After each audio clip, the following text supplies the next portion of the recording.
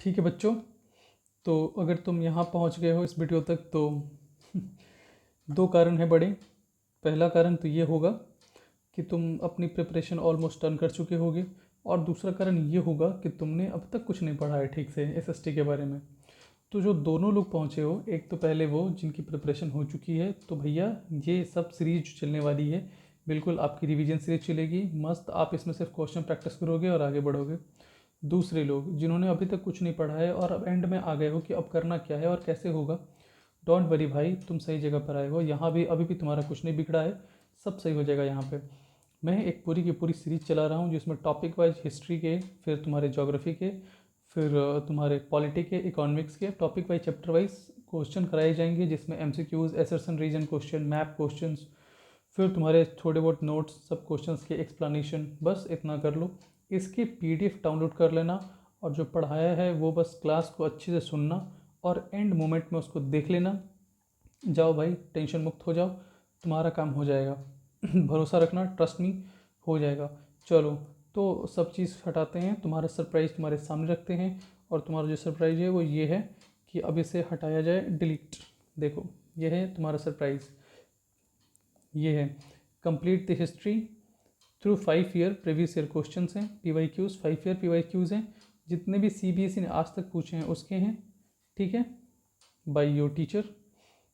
ठीक है, तो हमने अब हिस्ट्री के पहले हिस्ट्री से शुरू करेंगे, पहले 5 साल के क्वेश्चंस को सॉल्व करेंगे। और ऐसा नहीं है कि एक ही क्लास में सारे चैप्टर के करेंगे, इससे क्या होगा कि बहुत ज़्यादा बर्डन हो जाएगा। तो हम ऐसे नहीं करेंगे, टॉपिक वाइज करेंगे, चैप्टर वाइज करेंगे। ठीक है, तो आओ शुरुआत करते हैं फर्स्ट चैप्टर से, जिसका नाम है चैप्टर फर्स्ट। तुम सबने इतना नाम तो जाना ही होगा सबने, और अगर कोई महाशय नाम भी नहीं जान रहे हैं अपने चैप्टर का, तो आपके फर्स्ट चैप्टर का नाम है नेशनलिज्म इन यूरोप। ठीक है, यूरोप में राष्ट्रवाद। नेशनलिज्म का मतलब सबको पता है, राष्ट्रवाद। ये इसकी डेफिनेशन भी सबको पता होगा क्या होता है। Love toward the country, service toward the country, देश के प्रति प्रेम, देश के प्रति भावना, सेवा करने की, देश के लिए कुछ अच्छा करने की, देश के प्रति अपने आप को समर्पण करने की जो भावना होती है, वही कहलाती है नेशनलिज्म। इसकी डेफिनेशंस वगैरह आप एनसीईआरटी के थ्रू देख सकते हैं थोड़ा बहुत, लेकिन ये आपसे डायरेक्ट क्वेश्चन नहीं पूछेगा कि नेशनलिज्म क्या होता है। वो जो क्वेश्चन पूछेगा वो क्या होगा, अभी आप जान जाओगे। You will know one by one कि क्या है भाई पूरा का पूरा सीन। तो चलो शुरुआत करते हैं। 2025 में आपकी एडमिशन है और 26 में आपका पेपर होगा, इसीलिए अभी तक का सबसे लेटेस्ट जो है वो है 2024 क्वेश्चंस एंड सॉल्यूशंस ऑल्सो साथ में ही है। तो इस सेशन को शुरू करने से पहले सबसे इम्पॉर्टेंट चीज़ कि इस सेशन के डिस्क्रिप्शन में तुम्हें टेलीग्राम का लिंक मिलेगा। तो सबसे पहले क्लास 10th वालों, इस टेलीग्राम लिंक से ज्वाइन करो, फटाफट से इसको ज्वाइन कर लेना। और ज्वाइन करने के साथ ही इस पूरी क्लास की PDF तुम्हें फ्री में मिल जाएगी, क्योंकि पूरी क्लास भी फ्री है, कुछ नहीं है तो भैया सब मिल जाएगा, PDF मिल जाएगा। दूसरा, अब जब चैनल तक पहुँच ही गए हो, यूट्यूब तक आ ही गए हो, तो बहुत सारे अच्छे लोग भी हैं जो बहुत अच्छा पढ़ा रहे हैं। तो तुम अगर जहाँ से पढ़ रहे हो बेटर है, बट तुम यहाँ पहुँचे हो एंड में सॉल्यूशन के लिए, तो भाई प्लीज़ अपने चैनल को, तुम्हारा ही चैनल समझो, उसको सब्सक्राइब कर देना। और उन बच्चों से शेयर करना जिनकी रिवीजन बाकी है, और या फिर जिन्होंने अब तक कुछ नहीं पढ़ा है। तो अब यहाँ से शुरू करेंगे, प्लीज़ इसको सब्सक्राइब कर लेना अपना, ताकि इससे मोटिवेशन मिले आगे वीडियोस बनाने का। और अपने दोस्तों से प्लीज़ शेयर करना इसको, ठीक है, ताकि उनका भी भला हो जाए तुम्हारे साथ साथ। अब हम शुरू करते हैं 2024 के क्वेश्चन और उसके सॉल्यूशंस। उससे पहले थोड़ा सा सतरंगी कलर आते हैं, कलर चेंज। देखो, 2024 में कुछ क्वेश्चन है और सॉल्यूशन है, आइए पढ़ते हैं वन बाय वन। सबसे पहले है multiple choice question. Multiple choice question में है, मैंने सारे क्वेश्चंस को हाईलाइट कर रखा है, ध्यान से सुनना। अब यहाँ से अब ध्यान से बैठ जाओ, कोई कॉपी कलम लेके बैठने की जरूरत नहीं है, सबकी PDF मिल जाएगी। ठीक है, बस क्लास को आराम से रिलैक्स होकर बस सुनना, कुछ और काम मत करना। सुनो, क्वेश्चन है कि who among the following was the founder, founder of what, young Europe. एक संस्था थी, एक सीक्रेट सोसाइटी थी, कहाँ पे, बर्न के अंदर में। बर्न एक जगह है, वहाँ पे यूरोप के अंदर बर्न थी जगह, वहाँ पे एक सीक्रेट सोसाइटी थी। क्या थी, सीक्रेट सोसाइटी, जिसका नाम था यंग यूरोप। तो पूछ रहा है इसके फाउंडर, फाउंडर जानते हो संस्थापक, उसको फाउंड करने वाला, बनाने वाला, ढूंढने वाला, खोजने वाला, संस्थाप करने वाला, उसको जो भी है उसका निर्माण करने वाला, वो होता है फाउंडर। तो कौन था फाउंडर, यंग यूरोप का। तो आओ इसके बारे में ऑप्शंस पढ़ते हैं। गूस्पे मैजनी, गैरिबाल्डी, गुस्पी मैजनी, फिर काउंट केव्योर और ओटो वन बिस्मार्क। तो इसका आंसर क्या होगा, गूस्पे मैजनी। इसका क्या आंसर होगा, गूस्पे मैजनी। इसको तुम्हें मैं वो नहीं बता रहा, मतलब टिक नहीं लगा रहा, ये लगा भी देता हूँ टिक, वैसे आंसर भी लिखे हुए हैं, बट गूस्पे मैजनी है। अब गूस्पे मैजनी के बारे में, तो क्या था कि वो एक इटालियन रेवोल्यूशनरी था। गूस्पे मैजनी कौन था? एक इटालियन रेवोल्यूशनरी था। तो अब रेवोल्यूशनरी क्या होता है तुम जानते हो? रेवोल्यूशन मैंने क्लास 9th की वीडियो में पढ़ाया रखा है। Revolution, revolution is about change, change. और वो चेंज कैसा हो सकता है? वो चेंज पॉलिटिकल हो सकता है, वो चेंज कैसा हो सकता है? वो चेंज सोशल हो सकता है, सोशल ऑर्डर के अंदर कोई चेंज लाना, पॉलिटिकल चेंज लाना, या कोई भी बदलाव, कैसा भी बदलाव हो जो समाज के अंदर लाया जाए, ठीक है, वो कहलाता है रेवोल्यूशन।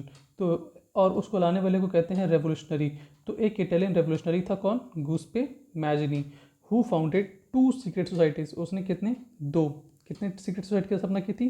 2। और दोनों सीक्रेट सोसाइटीज़ के नाम क्या थे? यंग इटली और यंग यूरोप। और दोनों अलग अलग जगह पे। यंग इटली जो थी वो मार्सिलस में थी, और यंग यूरोप जो थी वो बर्न में थी। यही तुम्हारा क्वेश्चन है सीबीएसई के द्वारा पूछा हुआ। आगे भी कुछ चैप्टर्स मिलेंगे, उसमें मैंने ईयर वाइज लगा दिया है कि कौन से ईयर में, हालांकि यहाँ पे ही बताया है 2024, लेकिन उसमें एग्जैक्ट बता रखा है सीबीएसई 24, 23, 22 ऐसे करके, ठीक है। ईयर तो यहाँ भी मेंशनड है, लेकिन मैंने क्वेश्चन के बगल में ऐसे 2024 उसको टाइप किया है।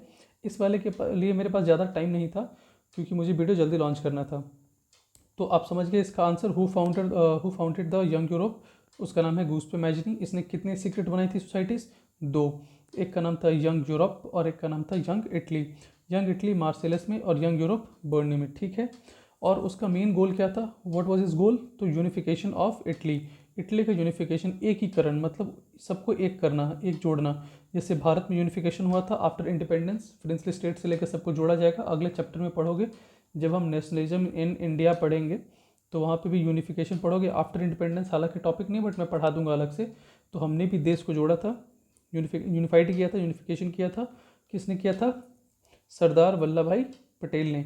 तो वैसे ही ये आदमी जो था गूस्पे मैजनी, इसने सीक्रेट सोसाइटी की स्थापना करी थी। सीक्रेट क्यों? क्योंकि ओपनली करता तो पकड़ा जाता, जेल में चला जाता, केस मुकदमा होता, मार दिया जाता। इसलिए उसने सीक्रेटली इसको स्थापित किया था। किसको? यंग यूरोप और यंग इटली को, दोनों को, ठीक है। और दोनों की जगह वेरी वेरी इंपॉर्टेंट। मान लो इस बार यंग यूरोप पूछा है, तो अगली बार तुमसे यंग इटली पूछ दे, तो वो कहाँ है? मार्सेलस में। कहाँ है? मार्सेलस में। क्लियर है? चलो, इनका गोल क्या था? Unification of Italy as a republic, ठीक है। चलो, इसके बाद में एक अगला क्वेश्चन है असर्शन रीजन का। तो तुम जानो इसको कैसे करते हैं। देखो, इसको लिख देता हूँ मैं इसको लिख देता हूँ। इसके 2 बेसिक नियम हैं। जब भी तुमसे कभी असर्शन रीजन क्वेश्चन आए, तो उसमें असर्शन के बाद सो या बिकॉज का इस्तेमाल कर सकते हो। कैसे? जैसे एग्जाम्पल पढ़ो इसको जरा। कहता है कि the most serious source of nationalist tension in Europe after 1871 was the area called the Balkans. तो कह रहा है कि यूरोप के अंदर में सबसे मोस्ट जो सीरियस टेंशन उभर के आ रहा था नेशनलिस्ट के बीच में, जो नेशनल चीज़ों को फॉलो करते हैं, दैट आर नेशनलिस्ट। मैंने अभी डिस्कस किया ऊपर, राष्ट्रवाद कौन होते हैं, ठीक है। राष्ट्र को सर्वोपरि मानने वाले, राष्ट्र में गतिविधि करने वाले, राष्ट्र में काम करने वाले लोगों को नेशनलिस्ट कहते हैं। तो यूरोप में भी जितने नेशनलिस्ट थे, उनके सबसे बड़ा टेंशन क्या था? वो ये था कि 1871 के बाद में बाल्कान्स वाला जो पूरा क्षेत्र था वो, तो ये पढ़ लिया। अब जब तुम ये पढ़ो कि the most serious source of nationalist tension in Europe after 1871 was the area called Balkans because a large part of Balkan was under the control of Ottoman empire. भाई सही बात है। And the spread of romantic nationalism made the region very explosive. ये भी दोनों सही है यार, बिल्कुल सही बात है। तो तुम या तो इसका इस्तेमाल कर लो बिकॉज, या फिर इसको पढ़ के a large part of the Balkans was under the control of Ottoman empire and the spread of romantic nationalism made the region very explosive. So the most serious source of nationalist tension Europe after the 1870 was the area called Balkan. तो इस तरीके से सो और because का इस्तेमाल करके तुम assess reason को सॉल्व कर सकते हो। दिस इज द, स्टार लगा लो, बेस्ट इफेक्टिव मेथड, ठीक है। इफेक्टिव मेथड है, इसको इस्तेमाल कर सकते हो अपने एग्जाम में। तो ये इस तरीका सही है। अब इसका आंसर देखते हैं क्या है। मेरे हिसाब से तो सही है, दोनों आंसर होना चाहिए। तो इसमें दिए रखे हैं options both and R true and R is the correct explanation of A. और फिर एक में नॉट होगा, एक में एक सही, एक में दूसरा सही। तो उसको देखो, बट इसका आंसर है कि ए, बोथ सही है और करेक्ट एक्सप्लेनेशन है ए का। क्यों? कि the decline of the Ottoman empire, मैंने ऑलरेडी बता दिया है। ऑटोमन एम्पायर का decline and rise of nationalist aspiration among it diverse ethnic population, slaves, Slav, Greeks, Romanians created intense rivalry and conflict, making the Balkan is a powder keg of Europe. तो भाई वही बात है कि क्या हुआ, Ottoman empire का ख़त्म होना, डिक्लाइन होना। वाई? क्योंकि भाई ये उस समय की कहानी है जब वो हो चुका था, ऑटोमन एम्पायर में टर्की का जो मेन कैलिफ था उसका राज था, और उसको ब्रिटेन ने वर्ल्ड वॉर में हरा दिया था। तो ब्रिटेन ने हराया तो अब ऑटोमन एम्पायर का ध्वस्त होना तो तय था। तो ये जब खत्म हो रहा था, ऑटोमन एम्पायर डिक्लाइन हो रहा था, तो उस समय बहुत सारे नेशनलिस्ट उभर के आ रहे थे। उसी में से कुछ एथनिक पॉपुलेशन थे। एथनिक मतलब बेसिकली रिलीजियस पर जो भी होते हैं, धार्मिक, जैसे कोई हिंदू है कोई मुस्लिम है, तो रिलीजियस पॉपुलेशन निकल के आई, जिसमें कुछ स्लाव थे, ग्रीक्स थे, रोमानियंस थे। तो इन लोगों ने इंटरनली नेशनलिस्ट वॉर छेड़ दी थी। तो दिस क्रिएटेड और इंटेंस राइवलरी, तो एक बहुत बड़ा इंटेंस राइवलरी छिड़ गया था अंदर में, जो कि बाल्कन्स को पाउडर केक बना के छोड़ा यूरोप का। ठीक है, क्लियर है? तो बिल्कुल सही बात है, दोनों सही है। तो कह रहे हैं ना, अ large part of the Balkan under the control. तो पहले जब ऑटोमन के कंट्रोल में था तो उतनी दिक्कत नहीं थी, लेकिन जैसे इसका डिक्लाइन हुआ तो भाई यहाँ पे पूरा एकदम से रोमांटिक नेशनलिज्म और इंटेंस एक्सप्लोसिव रीजन्स और राइवलरी शुरू हो गई थी। तो both and R are. True R is the correct explanation of A also. अब देखो, इसके बाद में उसी चैप्टर का इस बात को समझ लो कि तुम्हें अचानक से देखो एक एमसीक्यू मिला, एक असर्शन मिला, अब लॉग आंसर मिल रहा है। क्या है सर ये? देखो, जिस चैप्टर से जिस तरीके से उसने क्वेश्चंस पूछे हैं, मैंने एग्जैक्टली उसको उसी फॉर्म में डाला है। अगर किसी चैप्टर से वेरी शॉर्ट आंसर क्वेश्चन होगा तो वो डाला होगा, किसी शॉर्ट आंसर क्वेश्चन होगा तो वो उस टॉपिक में डाला होगा, और अगर किसी से मैप बेस्ड क्वेश्चंस होंगे तो वो उसमें डाला होगा। इसमें ऐसा है कि पहले इसमें एक एमसीक्यू आया, वो मैंने करा दिया 24 में। अब सेम इसका एजर्सन रीजन जो है वो आया, वो भी करा दिया। अब 24 में इससे एक लॉन्ग आंसर क्वेश्चन पूछा है, 24 का पेपर देखना। तो इस नेशनलिज्म इन यूरोप से एक लॉन्ग आंसर क्वेश्चन है, और वैसे ही। तो आप देखते हैं ये क्या था। अब देखो, ये इसलिए है, ये सीरीज़ इसलिए तुम्हारे लिए बेस्ट साबित होने वाली है, क्योंकि जिन लोगों को नहीं पता था कि ये यंग यूरोप क्या होता है या यंग इटली क्या था, ये जो भी था ये सब नहीं पता था, अब तुम जान चुके हो।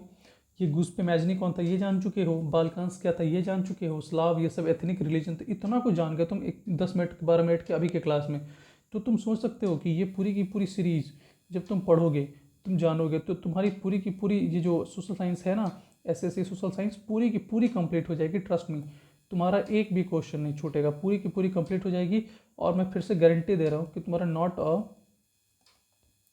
Single question will left. Guarantee है, साइन करा लो भाई, गारंटी दे रहा हूँ, हो जाएगा तो हो जाएगा। ठीक है, तो भाई प्लीज़ इसके लिए लग जाओ, अभी से इसको पढ़ो जितना हो सके, बार बार इस वीडियो को देखना। एंड में तो और देख के जाना, भूलना, एंड में तुम भूल सकते हो, तो एंड में तो बिल्कुल इसको ना तुम अभी भी तुम 1.25x पे देख सकते हो, और एंड में 1.5x पे देख लेना, और पॉसिबल हो तो 2x पे लगा लेना, और वीडियो को कंप्लीट करना। ठीक है, जैसे हो सके, लेकिन अभी भाई सिंपल 1x पे देखो, या फिर 1.25x पे भी देख सकते हो। ठीक है, फटाफट फटाफट हो जाएगा। और किसी भी एग्ज़ाम से पहले इन सब चीज़ों को पढ़ के जाओ। मैं ये नहीं कह रहा कि 100% सही हो जाएगा तुम्हारा सब कुछ, लेकिन हाँ भाई, इतना तो गारंटी है कि 90% क्वेश्चन यहीं से आएंगे। हाँ, अब हो सकता है कि आपका स्कूल अगर ये वीडियो देख ले और उसके बाद क्वेश्चन पेपर अलग से सेट कर दे, लेकिन हाँ, जस्ट अ जोक, बट आपका बोर्ड वो आपके साथ ऐसा नहीं करेगा, तो बिल्कुल वही आएगा, डोंट वरी, क्योंकि ये बोर्ड बेस्ड क्वेश्चन है। आगे बढ़ते हैं, टॉपिक यारों को पेन चेंज करते तो कुछ अच्छा लगाता हूँ। ये ठीक है। देखो, अगला क्वेश्चन है, unification of Italy was a result of diplomatic and a military efforts of various leaders. इस स्टेटमेंट को जस्टिफाई कीजिए। जब भी बोर्ड में लॉन्ग आंसर क्वेश्चन में स्टेटमेंट जस्टिफाई करने की बात करें, तो इतना समझ लो कि ऊपर का स्टेटमेंट जो है वो 100% एनसीईआरटी का होगा। गारंटी है तो गारंटी है, 100% एनसीईआरटी का स्टेटमेंट होगा वो। तो बस आपको क्या करना है कि उस एनसीईआरटी वाले स्टेटमेंट को जस्टिफाई करना है, जो कि वो सही होता है। तो मोस्ट ऑफ द केस आपको यहाँ पे आंसर राइटिंग करने आना चाहिए, AW आंसर राइटिंग आना चाहिए। आंसर राइटिंग के लिए ही मैंने इस क्वेश्चन को डिजाइन किया है। अब देखो क्या करना तुम, एक तो भाई 5 नंबर का सवाल है, तो ध्यान से समझो। पहले तो इस चीज़ को समझ लो क्लास में क्या है भाई, यूनिफिकेशन ऑफ इटली क्या है, यहीं से क्लियर हो जाएगा इसी क्लास से, यूनिफिकेशन ऑफ इटली। ठीक है, तो पहले ही क्वेश्चन में ही साफ साफ कह रहा है कि यूनिफिकेशन ऑफ इटली जो था वो रिजल्ट था एक डिप्लोमेटिक और एक मिलिट्री एफर्ट्स का। अब समझो कि अगर कोई भी चीज़ का यूनिफिकेशन हो रहा है, इटली ऐसे कंट्री का, इतना बड़ा देश है, जरूरत अगर हम उसको यूनिफाइड कर रहे हैं, तो यार डिप्लोमेटिक रिलेशन चले होंगे। अब डिप्लोमेसी क्या होती है, रणनीति, तुम किस देश से कैसे संबंध बना रहे हो, अपने देश में कैसे इंटरनेट डील कर रहे हो, मिलिट्री को कैसे लगा रहे हो, लोगों से कैसे बातें कर रहे हो, उनके सामने क्या रख रहे हो, all of things come under the diplomatic things. Like the diplomatic relation is somehow बहुत बड़ी चीज़ होती है, bigger than our thinking criterias. हमारे थिंकिंग क्राइटेरिया से काफ़ी बड़ी चीज़ें हैं डिप्लोमेसी। अभी इंडिया के सबसे बड़े डिप्लोमेट की बात करें अगर हम, तो एस जयशंकर को ही देख लो, इतना तगड़ा आदमी है भाई, क्या डिप्लोमेसी बनाई है इसने चाइना रशिया सबके साथ में। ये तो बहुत चीज़ें हैं डिस्कस करने के लिए, but we have a very less time और शॉर्ट वीडियो बनाना है मुझे, काफ़ी बड़ा लेंथी नहीं बनाना, बट ठीक है। तो डिप्लोमेसी क्या होती है and military all we know कि भाई जब कुछ काम नहीं आता तो ये आती है कि नहीं। तो कह रहा है कि यूटिली की यूनिफिकेशन के लिए जो हमारा उन्होंने जो डिप्लोमेटिक और मिलिट्री पूरा एफर्ट्स लगाए थे, उससे कितना ज़्यादा फ़ायदा हुआ था और कैसे उससे यूनिफाइड हुई थी। आप इस स्टेटमेंट को जस्टिफाई कीजिए, विच इज़ ट्रू भाई, ये ट्रू ही है, बस आपको जस्टिफाई ही तो करना है इसको, तो करो जस्टिफाई। इसी बात को बढ़ा चढ़ा कर लिखना है। क्या करना है, इसी बात को बढ़ा चढ़ा कर लिखना है। एक एक चीज़ ध्यान से समझते जाओ, SST आसान हो जाएगा तुम्हारे लिए, बढ़ा चढ़ा कर लिखो। तो हमारा सॉल्यूशन पढ़ते हैं। कहता है the unification of Italy was not the result of a single leader. पहली बात तो कोई भी देश, जैसे अब भारत की बात करते हैं, जब जब इंडिया की बात होती है तो पूरा श्रेय हम कहते हैं कि भाई गांधी जी ने देश को आज़ाद कराया, गांधी जी ने देश कराया। बस करो यार, एक ही बात। मैंने ये नहीं कहा था गांधी जी बुरे थे या कुछ भी थे, नहीं, बहुत अच्छे लीडर थे, काफ़ी पावरफुल इम्पैक्ट था इनका भारत के ऊपर, लेकिन सारा का सारा क्रेडिट किसी एक आदमी को देना is not its lack of knowledge. जैसे कि हमारे देश में बहुत सारे लोग हुए, जैसे भगत सिंह, राजगुरु, सुखदेव, चंद्रशेखर आजाद, चापेकर ब्रदर्स, खुदीराम बोस, प्रफुल्ल चक्की, तमाम वीर सावरकर, ऐसे हजारों नाम ले सकता हूँ जिन्होंने देश की आज़ादी में बहुत महत्वपूर्ण भूमिका निभाई। सुभाष चंद्र बोस जैसे बड़े बड़े ग्रेट लीडर्स हुए, सरदार वल्लभ भाई पटेल से लेकर गोपाल कृष्ण गोखले से लेकर के लाला लाजपत राय से लेकर चंद्रशेखर आजाद से लेकर न जाने तमाम ऐसे लीडर्स हुए जिन्होंने देश में बड़ा योगदान दिया।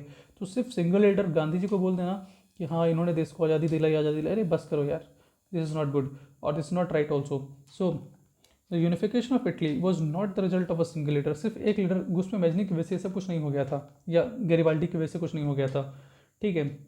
But the contribution of 3 main figures, कितने, 3, वेरी वेरी इंपॉर्टेंट, कितने हैं भाई, 3, कितने हैं, 3, कौन कौन से, एक तो गुस्पे मेजनी, काउंट केवियर और गुस्पे गैरिबाल्डी, इस सब का, और एक और आदमी था विक्टर इमैनुअल सेकंड, किंग, राजा। अब आओ मैं एक एक करके सबको समझाता हूँ।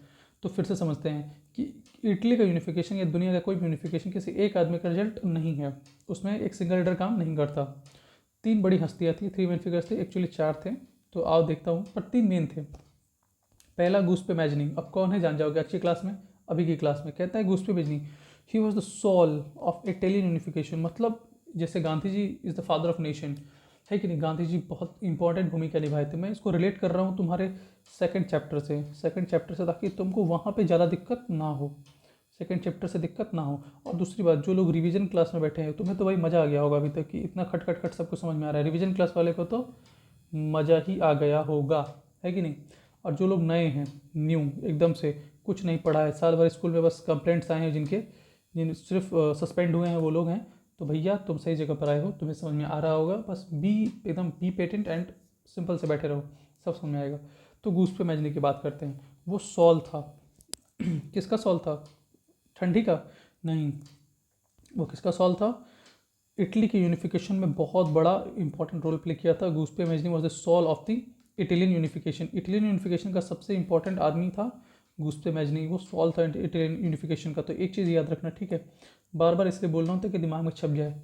ही formed the secret society Young Italy, all we know, अभी क्वेश्चन भी आया था, to inspire and organise the youth for a united Italian republic. अब देखो ना, इसको फिर से रिलेट करते हैं सेकंड चैप्टर से, गांधी जी वाले से। जैसे कि JP नारायण थे, जयप्रकाश नारायण बिहार से, और राम मनोहर लोहिया भी थे, आर एम लोहिया भी थे।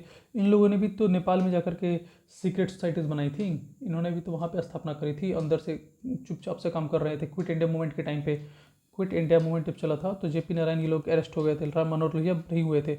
तो राम मनोहर लोहिया उस टाइम पे नेपाल से अपना रेडियो वगैरह चलाते थे, सीक्रेट सोसाइटी की स्थापना कर रखी थी इन लोगों ने। तो क्यों, ताकि ये अंदर ही अंदर, अब बहुत सारे लोग तो इंग्लैंड, क्या बोलते हैं, सॉरी रुक जाओ, हाँ, इंग्लैंड में जाकर के अपना वहाँ पे भी बहुत सारा ऑर्गेनाइजेशन स्थापित किया था। इससे क्या हो कि भाई सरकार जो है वो कड़ी एक्शन हम पे ना ले, क्योंकि हम उनके अगेंस्ट काम कर रहे हैं। तो ये सब चीज़ के लिए क्या होता है, सीक्रेट सोसाइटीज़ बनाई जाती हैं, जिससे क्या हो जाए, ये यूथ को इंस्पायर कर सके, उनको ऑर्गेनाइज कर सके, ताकि वो यूनिफिकेशन में उनकी हेल्प करें। Although his revolutionary uprising in the 1830s and 1840s failed. हालांकि उन्होंने जो भी बहुत अच्छी कोशिश की रेवोल्यूशन की, वो 1830s और 1840 में फेल हुई थी। हम सब लाइफ में फेल होते रहते हैं, बट फेलियर से ही सीखने का मौका मिलता है। मैं भी फेल हुआ हूँ, तुम भी आगे फेल होगी। बोर्ड में नहीं होना बस भाई, प्लीज़ भैया, बोर्ड में ना हो, इसकी गारंटी तो मेरी है कि मैं एसएसटी में तो नहीं होने दूंगा तुम्हें, चाहे तुम कुछ भी कर लो। मत पढ़ो, बस इस वीडियो को देखे चले जाना, तुम्हारा काम हो जाएगा। तो बोर्ड में नहीं, कॉम्पिटिशन्स में फेल हो रहे हैं कहीं भी, तो फेल होना ज़रूरी है। इससे एक रियलिटी चेक मिलता है हमें। क्या मिलता है जी? एक रियलिटी चेक मिलती है कि भाई ज़िंदगी में ये नहीं करना होता है, तुम अभी लूज़र हो, तुम्हें अभी मेहनत करके आगे बढ़ना है, वगैरह वगैरह। चलो ठीक है, भाषण नहीं ज़्यादा, टॉपिक पे आते हैं। तो गुस्पे मेजनी सॉल्व था इटालियन यूनिफिकेशन का। दूसरी बात, उसने सीक्रेट सोसाइटीज़ बनाई थी, यंग इटली, यंग यूरोप वगैरह वगैरह। क्यों, उसका कारण भी बता दिया है। उसने जो भी रेवोल्यूशन शुरू किया था वो 1830s और 1840 में क्या हो गया था, फेल हो गया था। तो ठीक है, इसी चीज़ का ध्यान रखेंगे। अब आगे बढ़ते हैं काउंट केवियर में। ही वॉज द ब्रेन। तो भाई एक तो ये सॉल है, तो अगला ब्रेन है। He was the brain. Brain सब एक ही कलर में हो जा रहा है, नहीं कलर चेंज कर देता हूँ। ये ठीक है। तो वो सॉरी, वो ब्रेन था। क्या था? ब्रेन। कौन? Count caviar. He was the brain of the unification and the chief minister of Sardinia Piedmont. और ये साथ ही साथ चीफ मिनिस्टर भी था। कहाँ का? सार्डिनिया पिडमोंट एक जगह है वहाँ की। ठीक है, तो इसके बारे में तो इंटरेस्टिंग है, और बात करते हैं। तो भैया count caviar was the brain of the unification and chief minister of Sardinia Piedmont. इसका नाम सुना होगा, नहीं सुना है तो समझ लो कि एक जगह है, जैसे तुम्हारा ढाका मोतिहारी है, वैसे इसको भी नाम सुन लो, Sardinia Piedmont. He was a practical and diplomatic leader.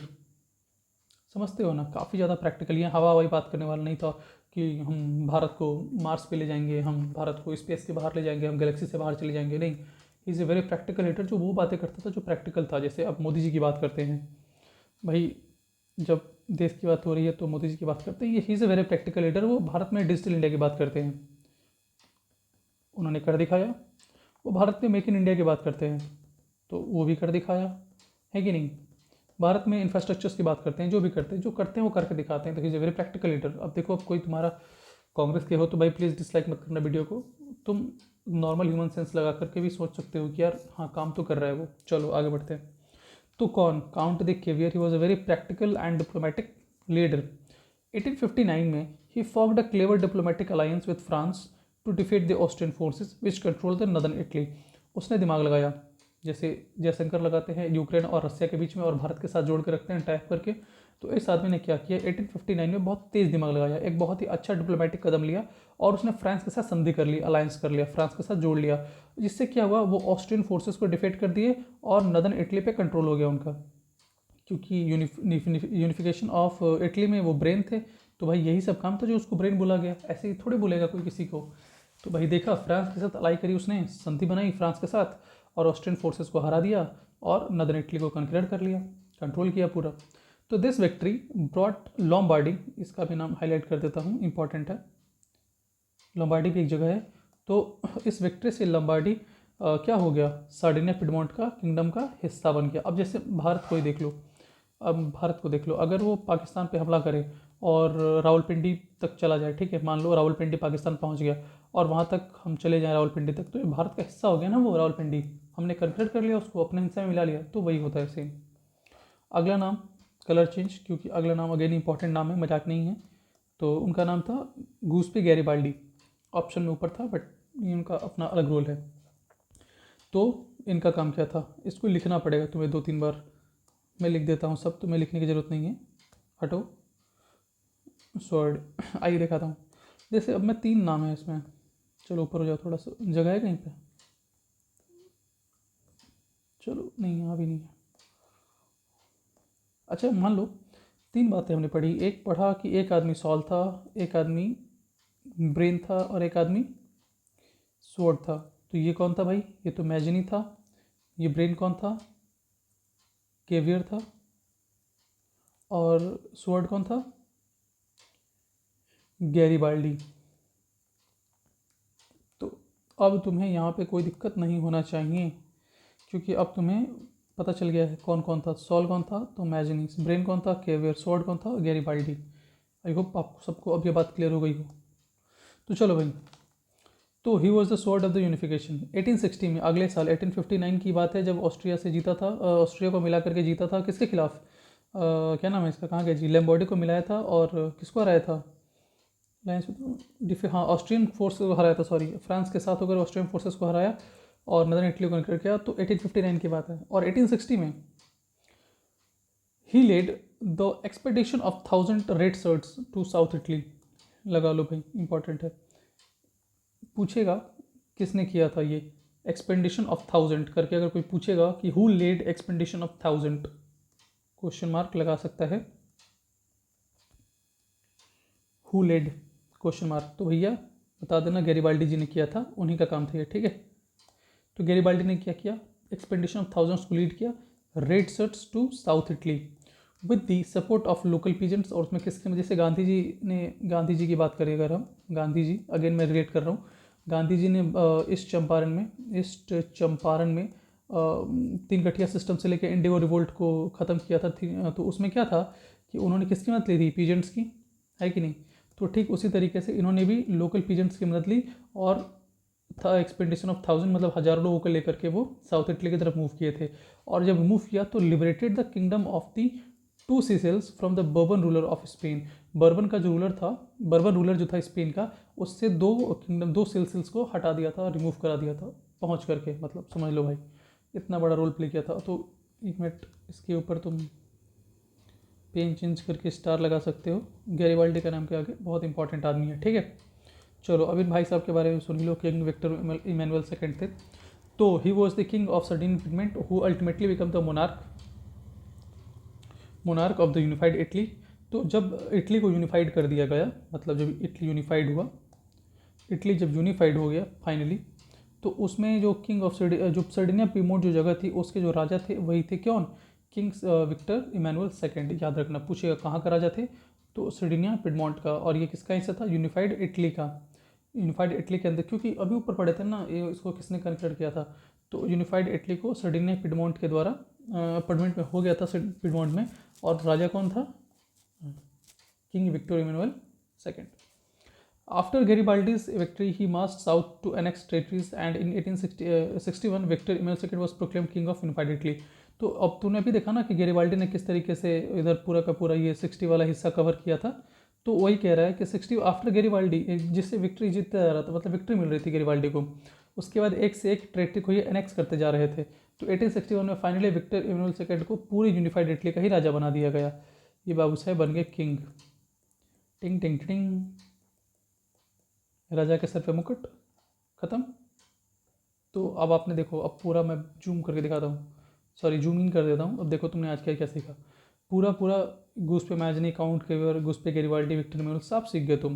किसको सॉल बोला गया, किसको चादर बोला गया, किसको रजाई बोला गया, सब जान गए तुम, है कि नहीं। सॉल बोला मैजनी को, ब्रेन बोला काबुर को, स्वॉर्ड बोला गैरिबाल्डी को, ऑल क्लियर। अब देखो फिर 23 में क्या क्वेश्चन पूछा गया था, इसके देखो शॉर्ट आंसर क्वेश्चन थे, अलग अलग लाए हैं, देखो रिपीटेड क्वेश्चन थे, मैंने उनको हटा दिया है। तो भाई रिपीटेड क्वेश्चंस आते हैं।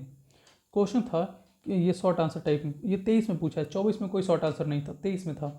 तो कह रहे हैं what steps did the French, अब तुम एक चीज़ देख लो, सॉरी इसको स्टार्ट करने से पहले इसको देखो, ये था सॉल्यूशन।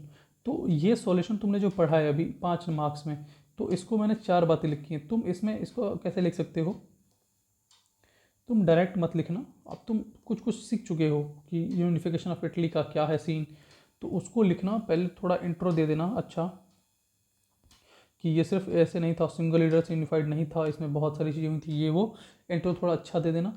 फिर इंट्रो देने के बाद में ये बैक कर रहा हूँ, ये जो है ना, ये पूरी की पूरी बॉडी है, इस बॉडी पे ध्यान देना। और फिर एंड में कंक्लूड कर देना, कंक्लूजन। तो 4 पॉइंट ऐसे हो जाएंगे, ऊपर एक लिख दोगे तो वो हो जाएगा, और फिर लास्ट में कंक्लूजन दे दोगे, पूरा फाइनल हो जाएगा। दैट्स इट भाई, इतना कर लो ना यार। अरे यार मज़े ही मज़े हैं भाई। मैं तुम्हें पढ़ा तो नहीं पाया हूँ कभी, तुम्हें से ऐसे बहुत सारे बच्चे होंगे जिनको पढ़ा नहीं पाया हूँ, या तुम्हें से ऐसे बहुत से बच्चे होंगे जो मेरे स्कूल से हैं या बाकी जगह से हैं, तो ठीक है। अभी आप यहाँ पे बिल्कुल रिलैक्स में हूँ और सही से पढ़ा रहा हूँ, स्कूल में पढ़ाता हूँ, लेकिन यहाँ पे मैं काफ़ी ज़्यादा एक्सप्लोर करके दिखा पा रहा हूँ, क्योंकि यहाँ पे मैं किसी बच्चे को डांट नहीं रहा हूँ या किसी बच्चे को ए चुप हो जाओ नहीं बोल रहा हूँ। यहाँ पे मैं पूरे होल एंड सोल से पढ़ाने पे फोकस्ड हूँ। तो भाई मेरे पढ़ाई पे ध्यान देते हैं, ठीक है। आओ 2023 में 2023 का क्वेश्चन है ये, शॉर्ट आंसर में पूछा था कि what steps did the French revolutionaries, France के जो रेवोल्यूशनरीज उन्होंने क्या स्टेप्स लिए थे to create a sense of collective identity among the French people, French के लोगों के बीच में एक अपनापन दिखाने के लिए किस तरह के स्टेप्स लिए गए थे फ्रेंच रेवोल्यूशनरीज के द्वारा, आपको उन्हें बताना है। तो अब आप पढ़ लो ना, ये 3 मार्क्स का क्वेश्चन है, तो हार्डली इसका आंसर 4 पॉइंट में देना होता है। तो अगर आपने नहीं पता कि वो क्या था, वो कलेक्टिव आइडेंटिटी क्या लगाई, ऐसा क्या दिखाया जिससे लोगों को लगा कि हम सब एक हैं, ये क्यों ज़रूरी था यूनिफिकेशन के लिए, वो भी चाहते। देखो जब तक तुम यूनाइट नहीं होगे, जब तक तुम्हारे अंदर यूनिटी की कमी होगी, तब तक तुम कुछ खास उखाड़ पाओगे नहीं। इसलिए ज़िंदगी में अगर कुछ करना है तो पहले यूनाइट हो जाओ। लीडर का मतलब होता है वो द वन हु लीड्स, ना कि जो हमेशा आदेश ही देता रहे, ये करो, ये करा दो, वो करा दो, ऐसे। अरे यार बस कर, तू खुद भी कुछ कर ले भाई। तो द वन हु लीड्स, जिसके अंदर खुद कुछ करने की ताकत हो, लीड करे। तो वैसे ही तो जो लीडर होता है ना, वो लीड करता है खुद से, वो सारे काम करेगा खुद से ताकि यूनिटी बनी रहे। हर किसी को एक समान देखेगा, कोई ज़्यादा, हाँ लेकिन जो सुपीरियर है उसको भी ध्यान में रखेगा कि हाँ ये सुपीरियर है तो इसको थोड़ा सा मुझे ज़्यादा साथ में रखना चाहिए, इससे ज़्यादा हेल्प मिल सकती है, वगैरह वगैरह। तो भाई जो हमारा लीडर होता है वो सबको यूनाइट करता है, और यूनाइट करने के लिए वो कुछ भी करेगा, कैसे भी करेगा, अपने आप अपनापन लेके आएगा लोगों के बीच में कि हम सब एक जैसे हैं, अपनापन दिखाएगा, sense of collective identity, sense of collective beings जो भी होता है।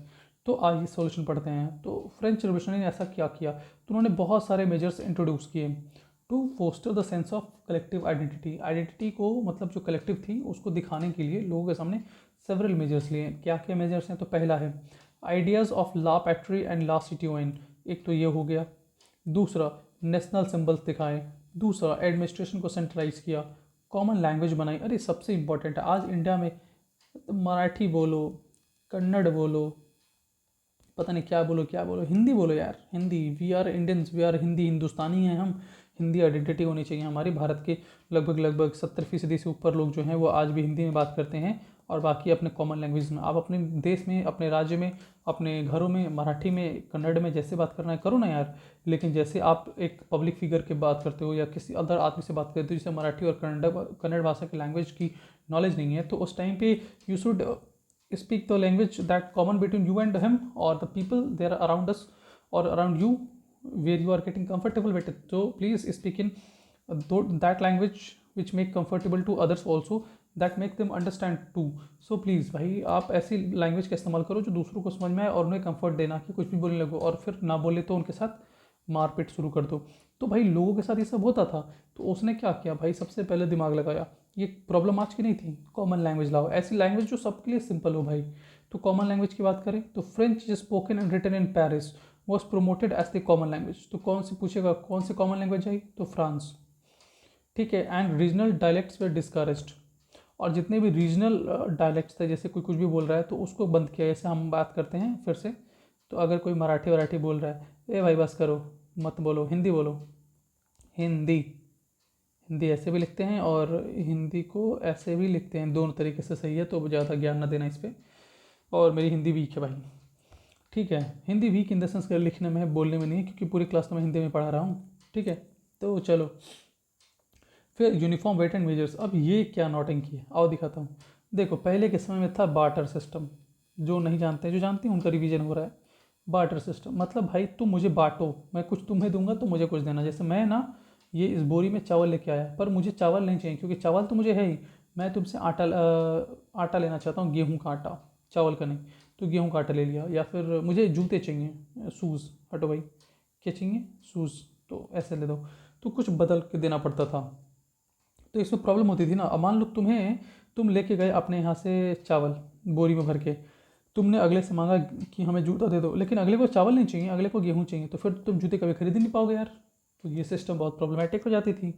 तो इससे बचने के लिए यूनिफॉर्म वेट लाया गया, वही किलो वगैरह जो आप पढ़ते हो ना, किलोज, पूरा का पूरा FPS, MKS, फिजिक्स में पढ़ते हो, CGS, है ना। फिर आया था लास्ट में SI यूनिट, ये सब यूनिट्स लाए गए थे मेजरमेंट के लिए कि भाई मापो।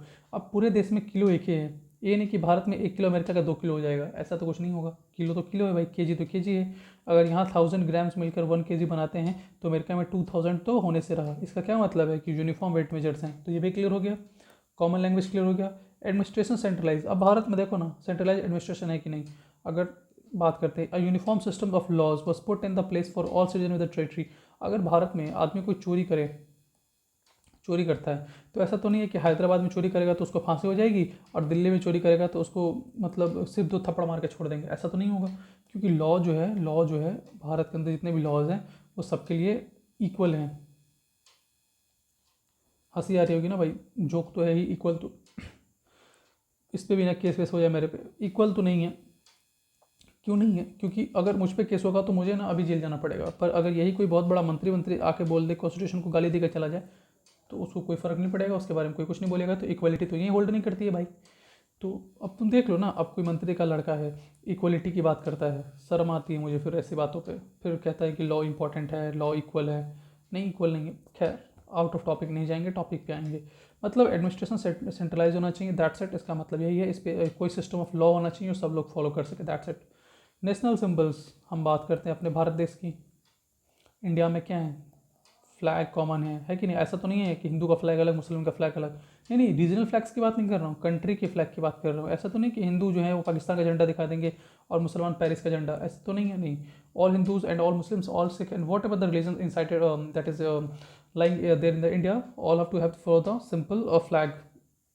एक ही सिंगल फ्लैग होगा that everyone should be follow and bow to them, है कि नहीं? झुकेंगे इसके सामने। और हम जनगणमन, हमें ऐसा नहीं है कि हम अमेरिका का झंडा लहरा देंगे, इट्स नॉट पॉसिबल। तो भाई एक नेशनल सिंबल्स हो गया, ठीक है, ताकि किसी तरह का वो ना हो। फ्रेंच में भी ट्राई कलर था, हमारे पास भी ट्राई कलर है। तिरंगा उनके पास भी है, तिरंगा हमारे पास भी है। तिरंगा का मतलब है 3 रंग, इसका मतलब नहीं है कि फ्रेंच और वो कुछ कोई भी 3 रंग। दूसरा, idea of la patrie and la citizen, इसका मतलब पता है, the fatherland and the citizen were emphasise. Citizen का मतलब है द सिटीजन, सिटीजन का मतलब है सिटीजन, और पैट्रिया का मतलब है फादरलैंड से, ठीक है। तो ये सब चीज़ बताया गया था, कोई दिक्कत?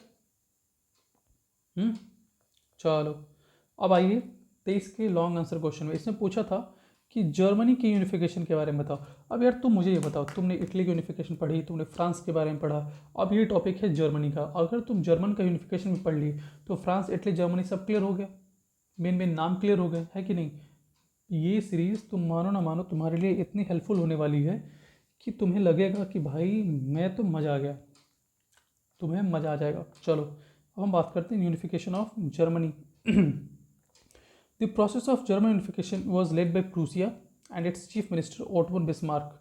चलिए, हाईलाइटर से खेलने का समय आ गया है, खेलते हैं। तो भैया इसके 2 पार्ट हैं और दोनों पार्ट बहुत इंपॉर्टेंट हैं, और बातों को ध्यान समझिएगा कि जो प्रोसेस था जर्मन यूनिफिकेशन का, ये समझ रहे हो, जर्मन यूनिफिकेशन उसको किसने लीड किया था? तो प्रूसिया ने। और उसका जो चीफ मिनिस्टर था कौन था? Auto von Bismarck. जैसे कि हम बात करें, यहाँ नीचे आ जाओ थोड़ा, यहाँ देखो, चीफ मिनिस्टर सर्डिनिया पिडमोंट का कौन था? काउंट केवियर, जो कि ब्रेन था यूनिफिकेशन में। वैसे ही ओटो वन बिस्मार्क जो था वो चीफ मिनिस्टर था प्रूसिया का, ठीक है, और उसने जर्मन यूनिफिकेशन को लीड किया था, ठीक। ये कलर उतना जच नहीं रहा है ना भाई, इसको हटाते हैं।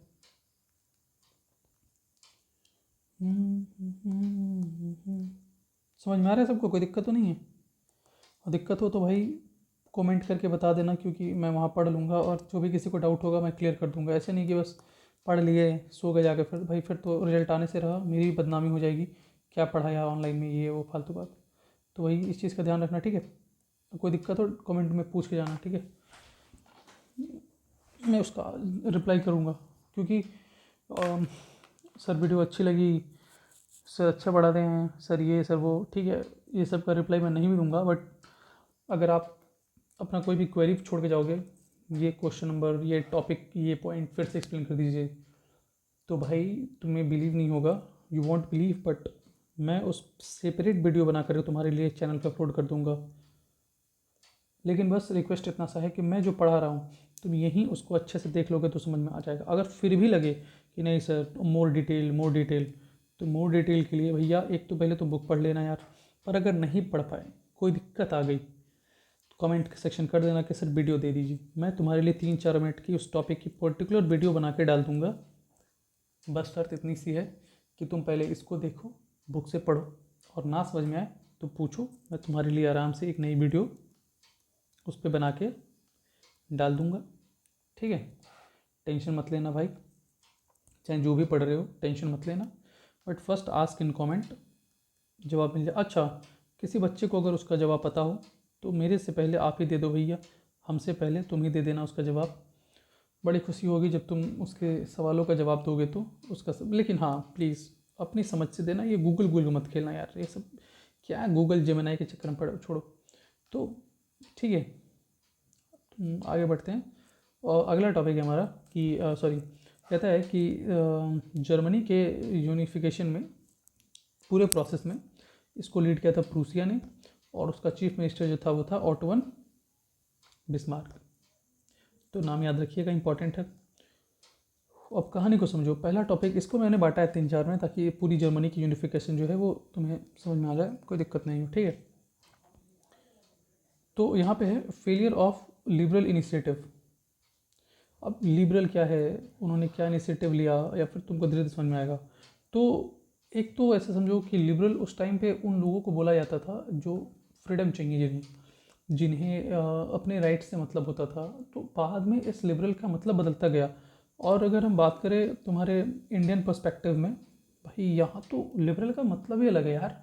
यहाँ लिबरल का मतलब मैं बताऊँगा तो कंट्रोवर्सी हो जाएगी, बट इट्स ट्रुथ, इसलिए उस पर नहीं जाता हूँ मैं। बट तुम इसको समझना, ठीक है, तुम्हें पता होगा यहाँ के लिबरल का मतलब। तो समय है 1848 का। The liberal middle class tried to unite Germany by electing representatives to an all German national assembly. इसको द फ्रैंकफर्ट पार्लियामेंट के नाम से जाना जाता था। अब क्या हुआ कि 1848 के अंदर में जो भी लिबरल मिडिल क्लास लोग थे, मतलब मिडिल क्लास का मतलब वो लोग होते हैं जो ना तो बहुत ही धनी होते हैं और ना ही बहुत गरीब, उनके बीच में झूला झूल रहे होते हैं। तो वो जो है 1848 में जो लिबरल मिडिल क्लास थे, उन्होंने जो जर्मनी को यूनाइट करने की पूरी कोशिश करी, पूरा यूनाइट करने की कोशिश करी।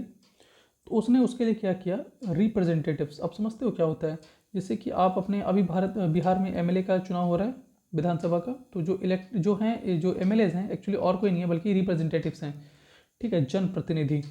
तो उन्होंने जनप्रतिनिधियों का चुनाव किया, और कहाँ किया, to all German national assembly. अब कहीं तो करोगे ना, सड़क पे तो करोगे नहीं, क्योंकि भाई आप जनप्रतिनिधियों को चुन रहे हो ना, जो आगे चल के आपको लीड करने वाले हैं। सो और वो जगह थी द फ्रैंकफर्ट पार्लियामेंट, तो उसको भी हाईलाइट कर देते हैं, ठीक है,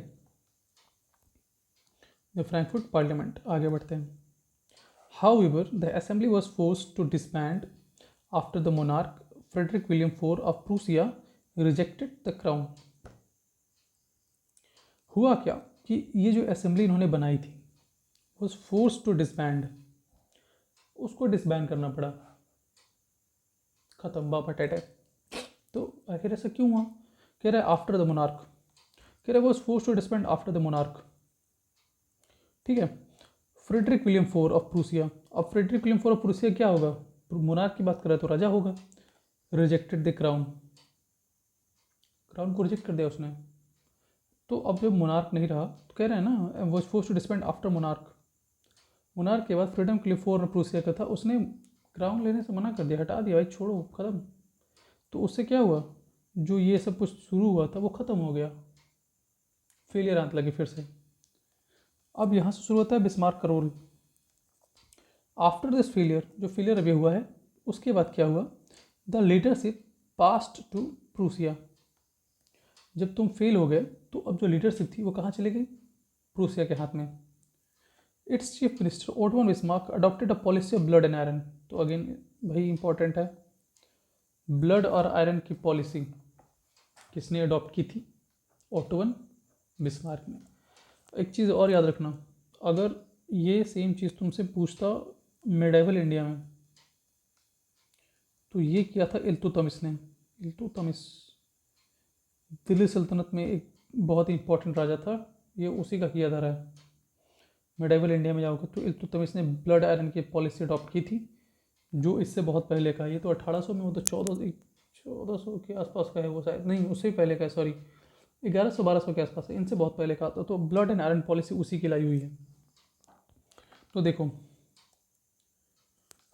उसने ऑटोमन बिस्मार्क ने, अब चूंकि सत्ता इसके तरफ जा रही थी क्योंकि प्रूसिया के राजा ने तो अपना क्राउन रिजेक्ट कर दिया, तो लीडरशिप चली गई प्रूसिया में और वहाँ का चीफ मिनिस्टर था ऑटोमन बिस्मार्क। तो उसने पॉलिसी इस मौके का फ़ायदा उठाया और ब्लड आयरन पॉलिसी को अडॉप्ट किया। ये सब में इस प्रोसेस के अंदर में ही वॉज एन आर्किटेक्ट, वो इस सबका पूरा मालिक और सबका कर्ता धर्ता वही था। Carrying it out with the help of the Prussian army and bureaucracy. उसने इस पूरे प्रोसेस में खुद अकेले नहीं कर सकता था, तो आर्मी और ब्यूरोक्रेट्स का हेल्प लिया। अब ये ब्यूरोक्रेट्स कौन से होते हैं? हमारे देश के अंदर ब्यूरोक्रेट्स हम अपने IAS ऑफिसर्स को ही कहते हैं। एक्चुअली देश यही चलाते हैं, बड़े बड़े 10 साल 15 साल 20 साल 25 साल वाले एक्सपीरियंस लोग जो हैं वो हमारे देश के ब्यूरोक्रेट्स हैं। यही बैठते हैं हर जगह और देश को एक गति और एक दिशा देते हैं। तो आर्मी और ब्यूरोक्रेसी की हेल्प ली इस बंदे ने। किसने? ऑटोमन बिस्मार्क ने। कौन था ये? चीफ मिनिस्टर था। कहाँ का? प्रूसिया का। क्यों इसके हाथ में पावर आई? क्योंकि राजा जो था फ्रेडरिक विलियम IV, इसने क्राउन को रिजेक्ट कर दिया था, तो जो फ्रैंकफर्ट पार्लियामेंट में असेंबली बनी थी वो फेल हो गई। तो अभी सब कुछ किसके हाथ में था? ऑटोमन बिस्मार्क के हाथ में। ठीक है। 3 वॉर्स, 3 बड़े युद्ध हुए। Bismarck strategy involve the Wars fought over 7 years। मतलब बिस्मार्क की स्ट्रेटेजी ने लगभग 3 बड़े युद्ध लड़े जो लगभग 7 साल तक चले। देखो ये ज़रूरी थे। अब तुम सोच रहे हो यार कैसी स्ट्रेटेजी बनाई इसने। अब देखो क्या कर सकते हैं भाई, कुछ टाइम के बाद में ये सब करना पड़ता है हमें, क्योंकि अगर आप ये नहीं करोगे तो ज़िंदगी वहीं की वहीं रह जाओगी। तो आपको स्टेप लेना पड़ेगा, आपको कुछ ऐसे कदम लेने पड़ते हैं जब आपको युद्ध करना पड़ता है, कभी स्वयं से, तो कभी दुनिया से, तो कभी कभी पता नहीं किससे, बट लड़ना तो पड़ता है हर किसी को। वो मैंने एक बार बोला था ना, खैर आपको नहीं बताया, बट मैंने कहीं पे पढ़ा था तो उसको मैं बार बार बोलता हूँ कि युद्ध नहीं जिनके जीवन में वे भी बड़े अभागे होंगे, या तो रण को छोड़ा होगा या तो रण से भागे होंगे। ठीक है, ऐसे ही है। तो नहीं, या तो प्रण को तोड़ा होगा या फिर रण से भागे होंगे, कुछ ऐसे करके। तो युद्ध नहीं जिनके जीवन में वे भी बड़े अभागे होंगे, या तो प्रण को तोड़ा होगा या फिर रण से भागे होंगे।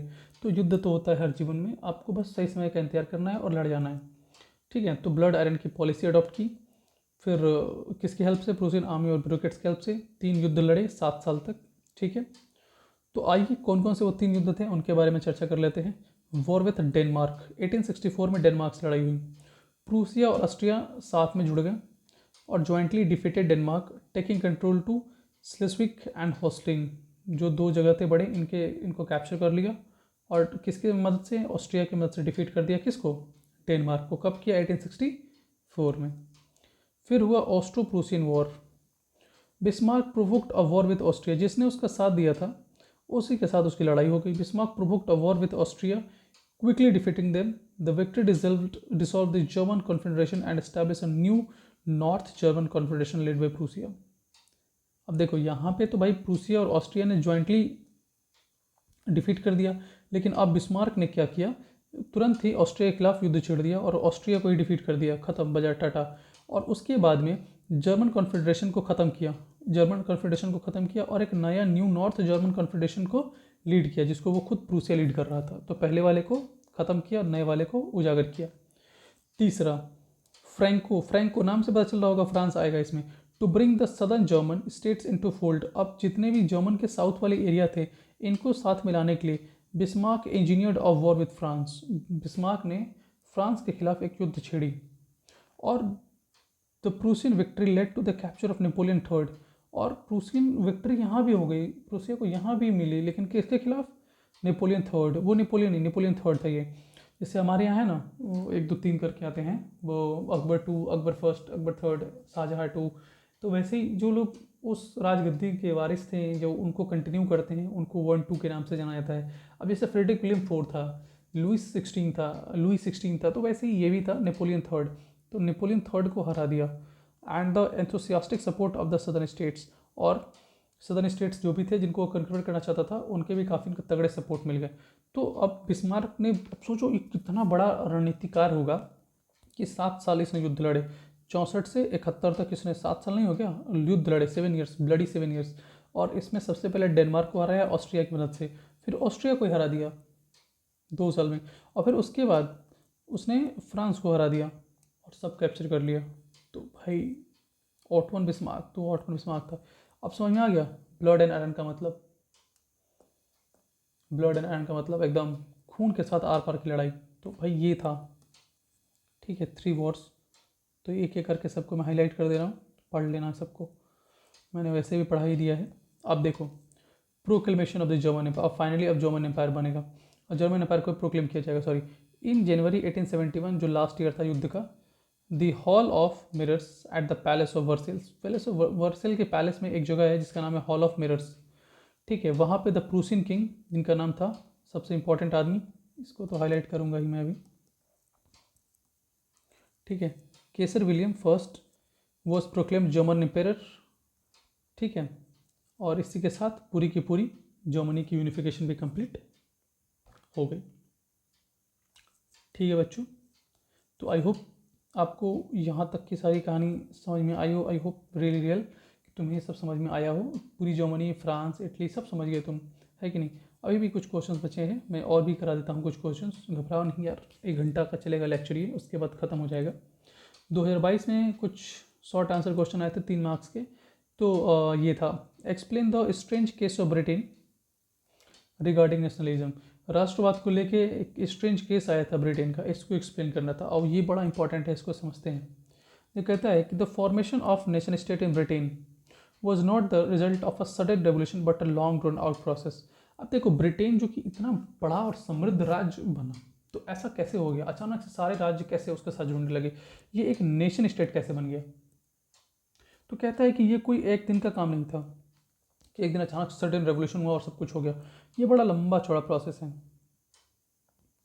सबसे पहला टॉपिक से समझना, नो ब्रिटिश नेशन, क्यों लिखा है समझो, ये एनसीईआरटी में नहीं मिलेगा तुम्हें ठीक से, बट यहाँ मिल जाएगा सब कुछ। नो ब्रिटिश नेशन कहता है before the 18th century there was no British nation. 18वीं शताब्दी से पहले कोई भी ब्रिटिश नेशन ऐसा चीज़ एग्जिस्ट ही नहीं करता था। याद रखिएगा इसको। The primary identities of people in the British Isles were ethnic ones like English, Welsh, Scot और इरिश।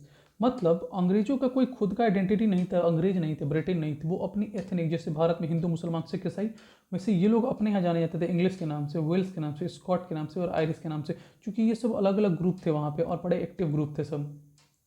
ऐसा कोई संपूर्ण राज्य नहीं था जहाँ पे ये एक साथ हो सब, लेकिन ये एक साथ करेगा क्योंकि ये नेशन स्टेट बना है तो ये होगा। लेकिन 18वीं शताब्दी से पहले, 18th सेंचुरी से पहले ऐसा कुछ नहीं था। सब क्या था, अलग अलग था। सब क्या था, अलग। समझ में आ रहा है ये सब, ठीक है।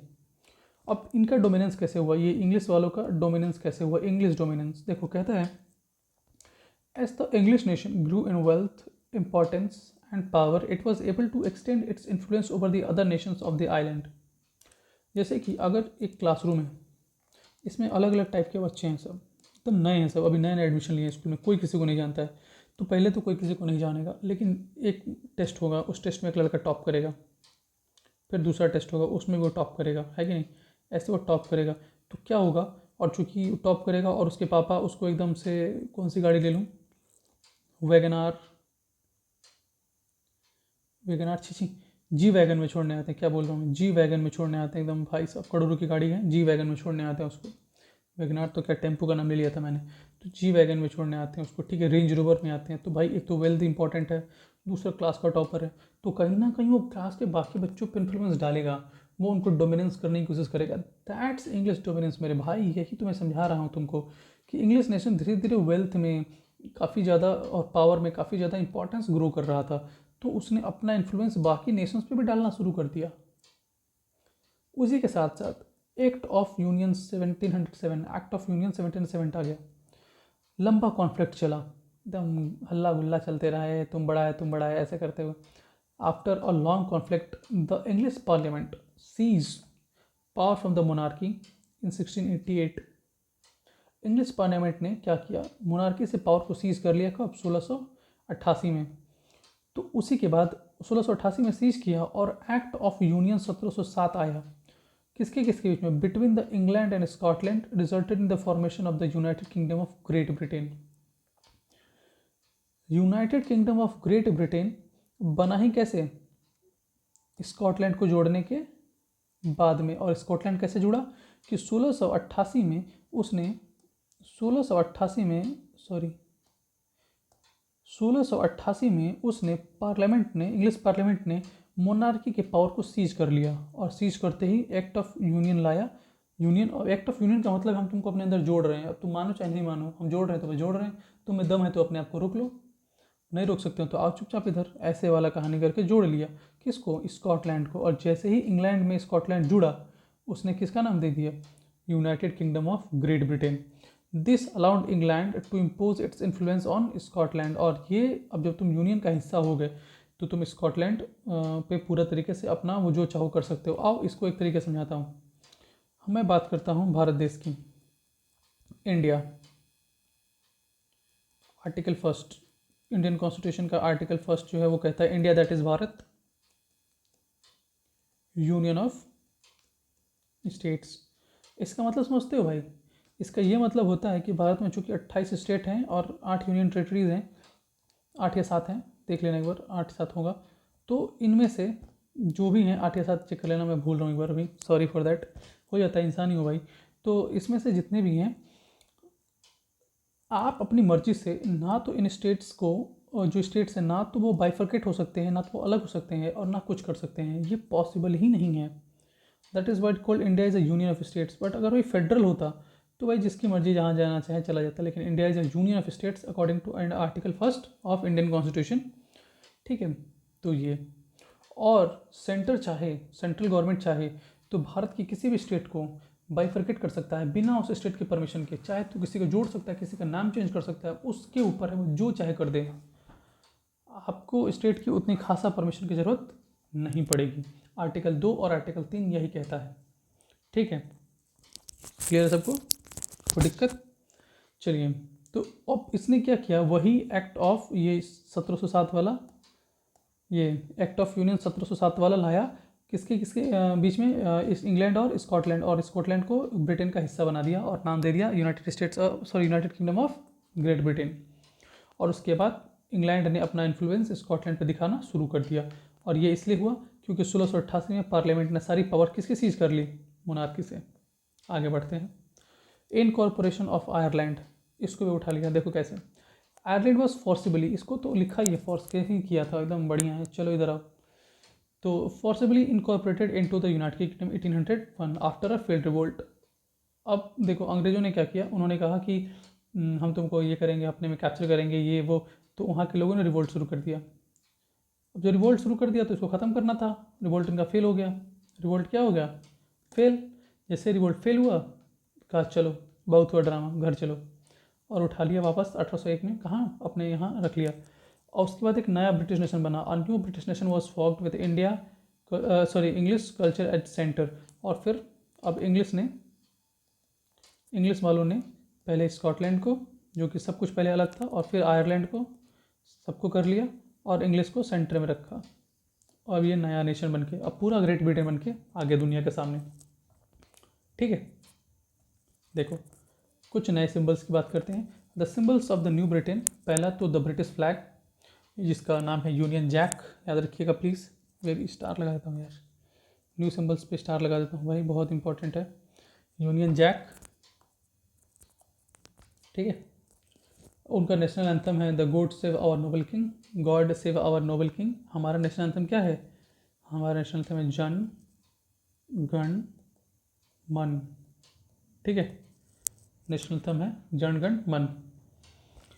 तो इसी बात पे जो लोग भी वीडियो देख रहे हैं प्लीज़ कमेंट में जय हिंद लिख देना एक बार, क्योंकि कंट्री फर्स्ट, देश सर्वोपरि है हमारे लिए, तो हमारा देश हमारे लिए ऊपर। प्लीज़ जो लोग देख रहे हो, अगर तुम्हें वीडियो अच्छी लगी हो, कुछ मत लिखना, बस जय हिंद लिख के जाना। ठीक है, थैंक यू बच्चों, यहाँ तक क्लास समझ में आई हो तो बहुत अच्छी बात है। ठीक है, और देखो इंग्लिश लैंग्वेज को एक्टिवली प्रमोट किया गया, और ओल्डर नेशंस को survive only as subordinate partners. और भाई तुमको एज ए सबॉर्डिनेट पार्टनर के रूप में जो ओल्ड नेशंस थे उनको सर्वाइव करो, या फिर हमारे साथ जुड़ जाओ, ऐसी स्थिति क्रिएट कर दी। तो आई होप आपको यहाँ तक का सारा क्लास समझ में आया हो। इसके बाद में है 2021 के कुछ क्वेश्चंस, लेकिन मैं फिर से कह देता हूँ कि इस पर एक नोट लगा दिया है।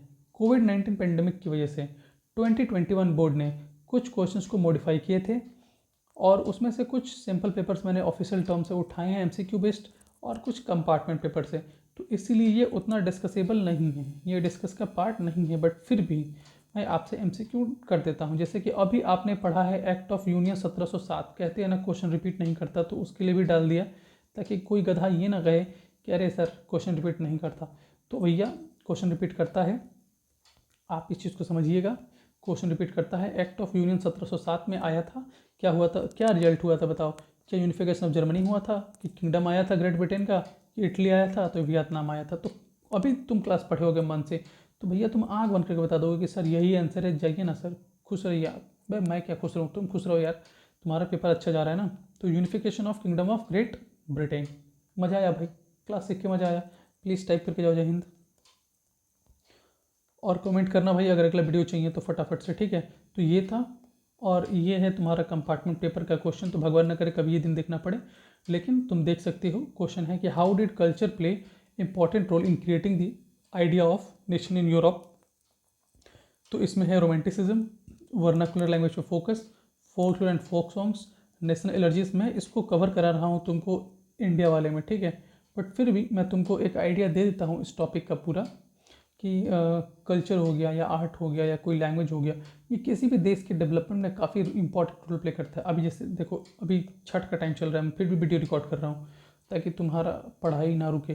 तो छठ एक कल्चरल है भाई, ये बिहार यूपी से सबको जोड़ता है। दिल्ली बम्बई जहाँ भी हो तुम, भारत छठ तुमको कहाँ लेके आती है, बिहार लेके आती है, तो कहीं ना कहीं कल्चरल आइडेंटिटी जोड़ रही है। तो भाई लैंग्वेज, कल्चर, गाने, अब बिहार में कोई छठ का गीत बजा दे तो आदमी कहीं भी हो तो मंत्रमुग्ध हो जाता है, कहता है अरे भैया घर चलना है, भले से घर छठ नहीं भी हो रहा होगा, फिर भी वो एक तरफ पे मान जाएगा, है कि नहीं। तो ये एक बात हो गई। अब बहुत सारे बच्चों को इस टॉपिक में भी डाउट होता है, मैं वो भी क्लियर कर देता हूँ। भाई देखो, डाउट का कोई टॉपिक ही नहीं है, रोमांटिसिज्म क्या होता है समझो। कह रहे this was a cultural movement. पहली बात तो रोमांटिक चीज़ें मत सोचा करो ज़्यादा, तुम जिस एज में हो तुम्हारे दिमाग बस यही सब आता होगा। लेकिन रोमांटिसिज्म का मतलब है अ कल्चरल मूवमेंट। क्या है बेटा? अ कल्चरल मूवमेंट, हाईलाइट ही कर देता हूँ यार। A cultural movement that focused on emotions. किस पे फोकस्ड है? इमोशंस पे, इंट्यूशंस पे, मिस्टिकल फीलिंग्स पे, rather than reason and science. जिसके पीछे कोई साइंस विज्ञान नहीं होता, बस है तो है, बस है तो है। मम्मी बोल देती है कि बेटा मेरा मन अच्छा नहीं लग रहा है, सपना बहुत बुरा देखा है, तुम कल स्कूल मत जाना। ठीक है नहीं जाएंगे, अब है तो है। पता चलता है कल फ़ोन हो के सर आप के रास्ते में एक बस का एक्सीडेंट हो गया है।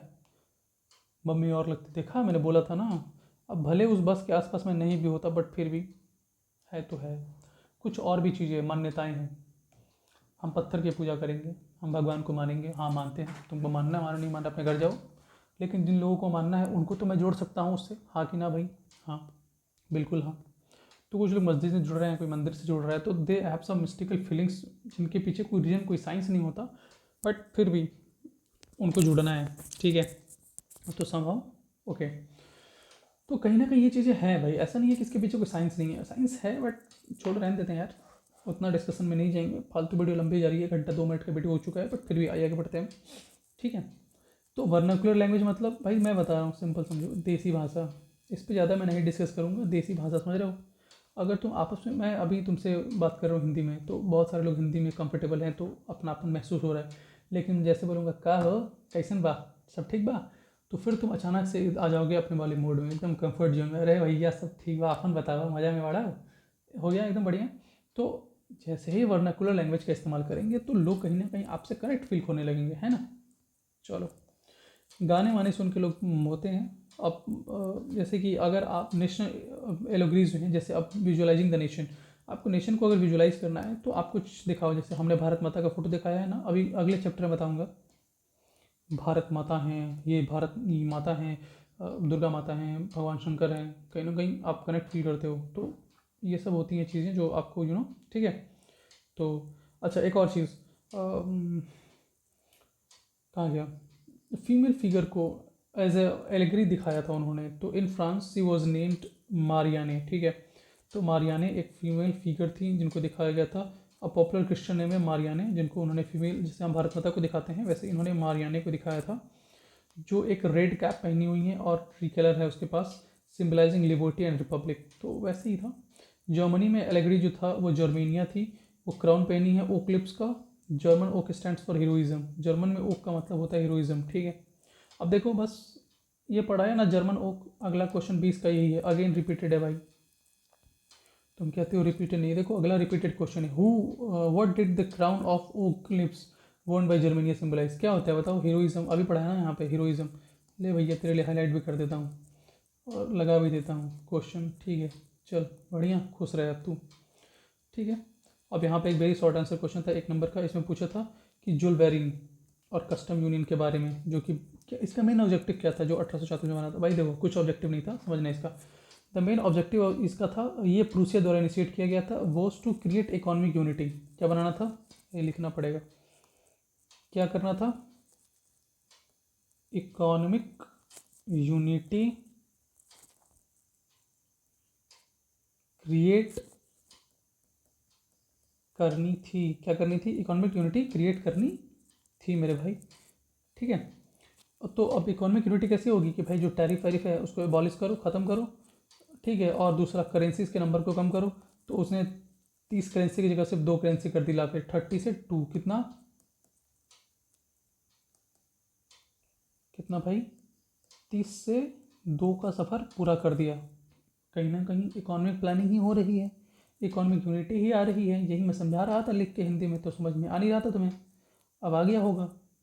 चलो आगे बढ़ते हैं, लॉन्ग आंसर क्वेश्चन देख लेते हैं 5 नंबर वाला, कहता है explain the meaning and objectives of liberal nationalism.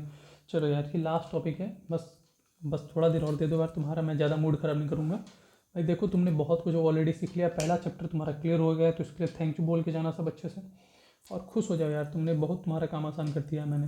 तो यहाँ तक तुम्हें कोई दिक्कत होगी नहीं इस चैप्टर से। अगले चैप्टर, अगर तुम्हें वीडियो पसंद आती है मेरे भाई, तो अब ये अगली वीडियो तुम्हारे लिए तभी आएगी जब इस वीडियो पे को तुम्हारे भर भर के कमेंट्स आएंगे कि हाँ सर हमें अगला चाहिए, अगला चाहिए, अगला चाहिए, next video, next video, next video. अगर ये नहीं हुआ तो मैं बता रहा हूँ, मैं इतनी मेहनत नहीं करने वाला तुम्हारे लिए, तुम पढ़ो नहीं पढ़ो उससे तुम्हारा नुकसान है, मेरा तो कुछ होना नहीं है भाई।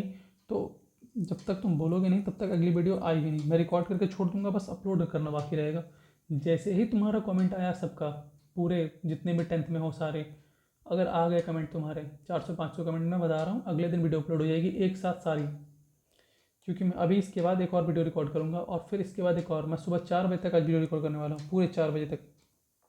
अभी समय क्या हो रहा है, 1 मिनट, अभी बज रहे हैं 11:48, और सुबह 4 बजे तक मैं अभी 3 क्लासेस की वीडियो रिकॉर्ड करने वाला हूँ। तो भाई मैं मेहनत कर रहा हूँ, तुम प्लीज़ मेहनत करो, ठीक है। पूरी हिस्ट्री, अब हिस्ट्री में देखो एक चैप्टर ये हो गया, उसके बाद में दूसरा चैप्टर आएगा, तीसरा चौथा से ज़्यादा मतलब है ना, तीसरा में 1-2 टॉपिक है, चौथा है तो 5वां टॉपिक सीधे सीधे, मतलब ख़त्म हिस्ट्री। आज की पूरी हिस्ट्री समाप्त कर दूंगा है मैंने, जैसे ही तुम्हारी कमेंट्स पे आ गए पूरे, सबने देख लिया, सबने मिल बांट के देख लिया, सबकी दिखनी चाहिए वीडियोस, 1 पॉइंट पे देखो, 5x पे देखो, जितना मन करे उड़ा दो, लेकिन पूरा कंप्लीट करो, तुम्हारे काम का है, ठीक है। चलो लिबरल नेशनलिज्म समझाता हूँ। देखो लिबरल नेशनलिज्म का मतलब होता है क्या, कि 19वीं शताब्दी में यूरोप के अंदर में एक आइडियोलॉजी है जिसने लिबरल्स को और नेशनलिस्ट को जोड़ दिया, कंबाइंड प्रिंसिपल। अब ये कंबाइंड प्रिंसिपल को ही बोला गया लिबरल नेशनलिज्म। तो सर अभी भी समझ में नहीं आया, समझाओ, समझो यार। लिबरल का मतलब इतना आसान नहीं है जितना तुम समझ रहे हो, कई पार्ट में बटा हुआ है। पॉलिटिकल स्फीयर में लिबरल का मतलब अलग है, इकोनॉमिक स्फीयर में लिबरल का मतलब अलग है, तो इन अलग अलग जगहों पे अलग अलग मतलब है। तो मेरे भाई आज सब समझ जाओगे, बस 2-3 मिनट और दे दो यार, समझ जाओगे, ठीक है। देखो हम पॉलिटिकल स्फीयर में लिबरल की बात करें तो इसका मतलब होता है, साफ साफ पहले तो ये समझो कि लिबरलिज्म का मतलब है कि फ्रीडम हर इंडिविजुअल को, और equality of all before the law. Highlight कर देता हूँ ये, ठीक है। चलो पॉलिटिकल स्फीयर की बात करें, it mean the end of autocracy. Autocracy समझते हो ना, एक छत्र शासन, एक ही राजा है, मतलब राजा नहीं सॉरी, एक ही आदमी है जो पूरे संपूर्ण राष्ट्र पर राज कर रहा है, तो ऑटोक्रेसी का वो चाहते थे कि एंड हो जाए। जितना भी प्रिविलेज मिलता है लोगों को, वो प्रिविलेज बंद हो, क्लर्सियल नोबिलिटीज़ को प्रिविलेज दिया जा रहा है, उसका बेटा उसका बेटा, बंद करो सब यार। तो क्लर्सियल प्रिविलेज बंद, ऑटोक्रेसी बंद, खत्म। दूसरा, it stood for a government, अरे कुछ नहीं यार, डेमोक्रेसी की बात कर रहा है, अपना आदमी है, डेमोक्रेसी की बात कर रहा है, ठीक। अगला, इट डिमांडेड अ कॉन्स्टिट्यूशन, किसकी बात डिमांड कर रहा है? संविधान की। क्यों? ताकि वो पावर्स को लिमिट कर सके, किसकी? मोनार्क की। अब चूंकि मोनार्क की पावर को लिमिट करेगा ना, तो ही गवर्नमेंट उसकी जो है ये डेमोक्रेसी वाली आ पाएगी। However a political liberalism did not stand for universal suffrage. बहुत सुंदर, बहुत सुंदर, बहुत आगे जाऊंगा मैं। यहाँ पे मैंने बहुत सारी बातें ऐड की हैं जो आपके लिए बहुत बेनिफिशियल हैं, समझ लीजिए, हाईलाइट भी कर देता हूँ। याद रखिएगा, पॉलिटिकल लिबरलिज्म का कहीं से मतलब नहीं है कि आपको वोट देने का अधिकार मिल गया है।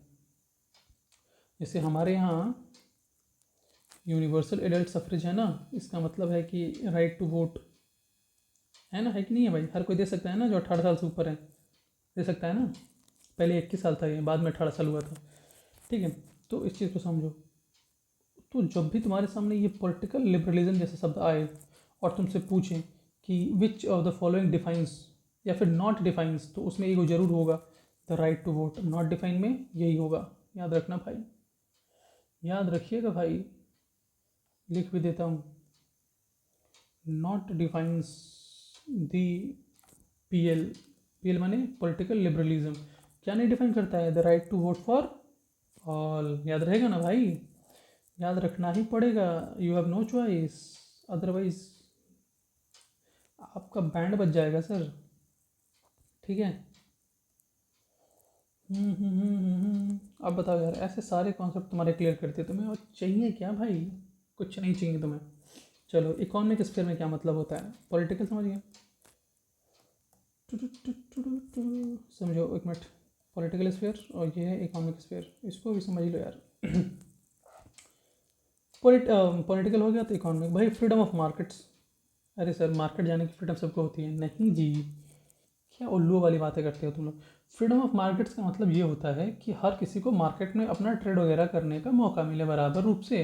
अब ट्रेड का मतलब है कि भैया तुम टैरिफ वैरिफ के चक्कर से बचाओ, यानी हमारे देश का है तो टैरिफ नहीं लगेगा, दूसरे देश का है तो टैरिफ लगा दिए, दूसरे राज्य का है तो टैरिफ लगा दिए, टैक्स लगा दिए। भाई ऐसे थोड़ी होता है।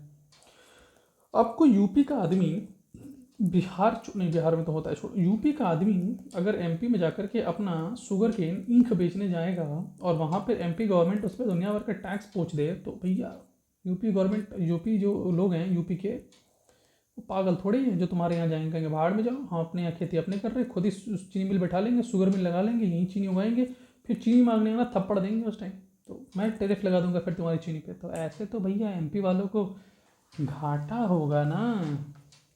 तो अगर एमपी वाले समझदार होंगे तो वो फ्री मार्केट को, फ्रीडम ऑफ मार्केट्स को प्रैक्टिस में लाएंगे।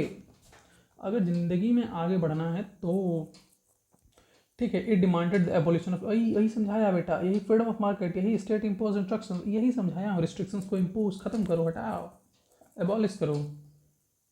अरे यार मैं एक पढ़ाता हूँ, अगला अपने आप समझ में आता है, ठीक है। The emerging commercial class strongly supported this as a unified economic territory would allow for unhindered trade. मतलब क्या है? कुछ नहीं है, वही ऊपर वाले सब का कहानी है। द क्रिएशन ऑफ जुलवेरिन, अभी ऊपर बताया था, जुलवेरिन कस्टम यूनियंस 1830, इकोनॉमिक वो यूनिटी क्रिएट करने के लिए जुलवेरिन वगैरह को ऐड किया था, वही चीज़ है, सिंपल है, ठीक है। तो भैया इसके साथ ये चीज़ें यहाँ समाप्त हो जाती हैं, दी एंड है इसका। इसके बाद में कुछ है जो आपको खुद से करने हैं, नीचे हैं, तो ये आपको मल्टीपल चॉइस क्वेश्चन हैं, मैंने जानबूझ के दे रखे हैं, तो ये आपको प्रैक्टिस एक लिख देता हूँ यार। ओके, तो बेटा जी आप लोग इसको प्रैक्टिस करिए, मैं डाल दे रहा हूँ, प्रैक्टिस करिए, प्रैक्टिस, क्योंकि do all the questions, homework समझो यार इसको, डू ऑल द क्वेश्चंस। और सबका प्रिंट आउट निकलवा लीजिए, क्वेश्चंस प्रैक्टिस कीजिए, सब दे रखा है यहाँ पे, ठीक है, बढ़िया एकदम। ये सब क्वेश्चंस देख लीजिएगा, यही आपकी एग्जाम से रिलेटेड है। और अंत में ऑल दी एंड हो जाएगा इसका। दी एंड में है कि भैया हमारे चैम्प्स को ऑल द बेस्ट। तो all the best my champs. Class के दौरान अगर मैंने आपको उल्लू इडियट बोला हो तो उसके लिए हमको क्षमा करने की कोई ज़रूरत नहीं है, क्योंकि आप हैं भी। तो अच्छे से नंबर लाइए, एसएसटी का टारगेट यही है कि 99 नंबर चाहिए हमें हर हाल में, 99 100 जो ला सकते हो लाओ। बस इतना याद रखो कि सबको 95 प्लस आना चाहिए। जो रिवीजन मोड में बैठे हैं लोग, तुम्हें तो आज मज़ा ही आ गया होगा बेटा, तो रिवीजन वालों तुम्हें तो 99 लाना है। और जो बेटा नए हो, तुम कोशिश करो कि 90 प्लस में घुस जाएँ। तो हिम्मत करो, हिम्मत करने से सब कुछ होता है। फिर से कह रहा हूँ ऑल द बेस्ट, सब मेहनत करो अच्छे से। तुम्हारी मेहनत रंग लाएगी, और जब मेहनत रंग लाएगी तो हमें सबसे ज़्यादा खुशी होगी। ठीक है, साइन कर दिया। Thank you, take care, good night, जय हिंद, जय भारत। मिलते हैं फिर अगली क्लास में, तब जब तुम्हारा कमेंट फुल होकर आएगा कि हमें अगली वीडियो चाहिए तब। चलिए, जय हिंद।